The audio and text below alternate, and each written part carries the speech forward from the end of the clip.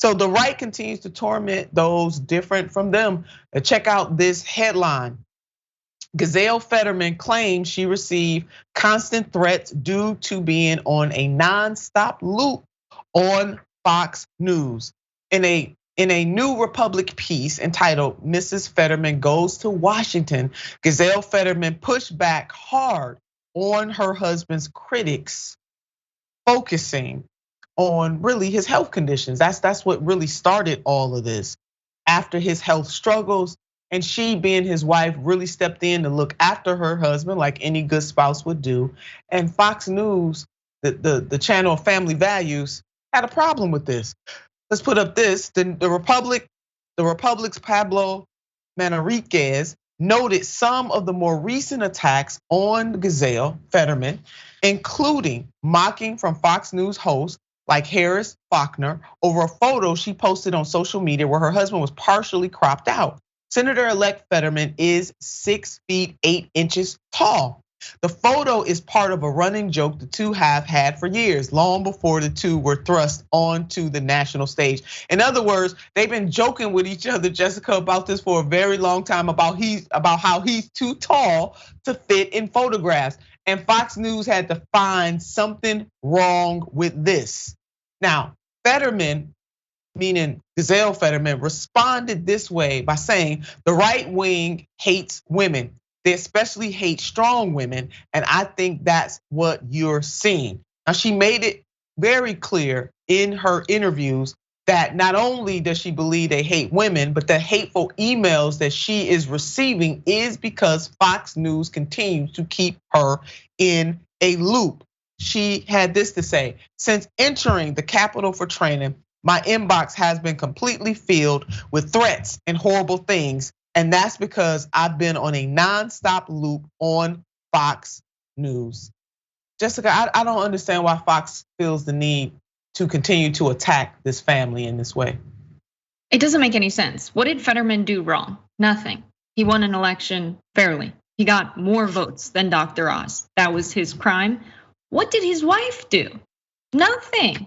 And I think a big reason why Fox is not a fan is because she was originally an undocumented immigrant. And we know how the fans of Fox News and Fox News hosts feel about undocumented immigrants in the United States. But listen, Fetterman did nothing wrong. It's not like he's in the heat of a scandal or is seen as some public figure who's wronged his constituents now.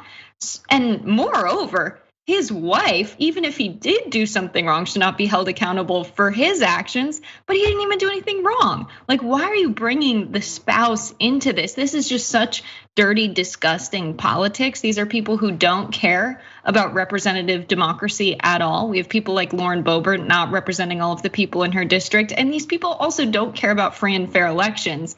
They really are just fomenting hate and fear again and selling it to the public for views. This is what they do best. And as we said earlier in another segment, it pays. This pays very well, and that's why people do it. Now, this next headline is the exclusive from the Republic. Mrs. Fetterman goes to Washington. The Pennsylvania senator-elect spouse opens up about the nonstop attacks and threats she gets from the right. And what set the right wingers off? I'm so glad that you asked. The question was answered during the interview that Gisele Fetterman had with the New Republic. And I want to go down memory lane just for a tick. He didn't even want to go to the hospital. So this is Mrs. Fetterman laying out what happened. People, let me remind you that Fetterman had the stroke in May. And so his wife in her interview with the New Republic is just reminding us of what happened in that moment. So he didn't even want to go to the hospital, but I insisted. And as usual, I was right, said Mrs. Fetterman on stage, giving the applause line an adequate pause before adding, I'm so glad I made him go for two reasons. The first is that doctors were able to get him back on his feet quickly. And the second reason is I now have one more thing I get to hold over his head. I mean, I saved his life, right? I will never let him forget it. And we know spouses joke like this all the time. There's nothing abnormal about what she said, and certainly nothing abnormal about her seeing that something was wrong with her husband medically and saying, baby, you got to get to the hospital. But oh no, for Fox News, that was a bridge too far. So that triggered right-wing attacks that have persisted ever since. A survey by liberal press tracker Media Matters for America found that Fox News's primetime lineup mentioned Fetterman more than Democratic nominees in 6 other competitive races combined. Again, this is coming from the New Republic. I would think that they would love the fact that the Fettermans are together in this way, that they're looking out for one another, because again, they believe in family values, but they seem to not like this. I don't get it.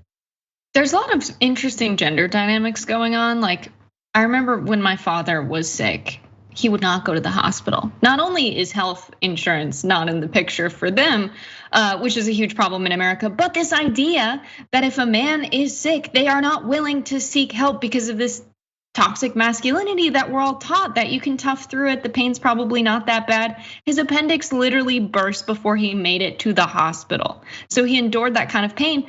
Unfortunately, this is how men are in our society. So thank God Fetterman listened to his wife in this situation, because so often men don't go to the hospital. She clearly didn't do anything wrong here. Of course she should say, I'll never let him live that down, because now whenever he gets sick again, he at least knows it's serious and she's gonna be able to remind him of this. She cares about him. That's terrible in the eyes of Fox News, a wife telling her husband what to do. Makes a lot of sense. Apparently it is terrible that not only did she say, hey, we gotta get you to the hospital, he listened. Shame on him for listening to the woman.